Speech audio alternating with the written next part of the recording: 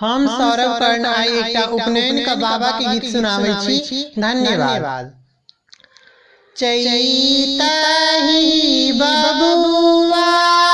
विदेश गेल बैसाख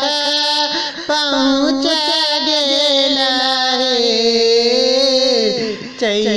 चैतहि बबुआ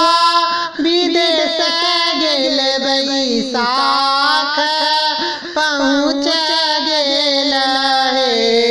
आए पहुँचल नदिया किनार की घाट धधाए बैसल आए पहुँचल नदिया किनार की घाट धधाए बैसल कहाँ गेला किए भेला मल्हा भैया पार उतारी दिलिया कहाँ गेला किए भेला मल्हा भैया पार उतारी दिलिया आए हम जायब ओही पार जहाँ बसतु मोर अपन बाबा आए हम जायब ओही पार जहाँ बसे अपन बाबा हुनक कही चरण लोटायब होयत जनौआ हुनक कही चरण पखारब होयत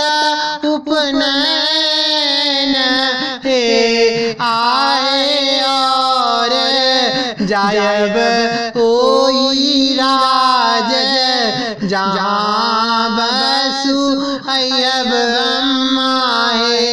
आए और जायब ओई राज जहाँ बसु अयब अम्मा के चरण मनायब लपटी पटायब अम्मा के चरण मनायब लपटी परिछी लेती आए मरब भाई घीव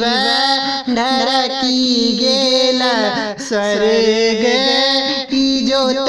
भेल आए मरब भाई घीव ढरकी गेल स्वर्ग की जोत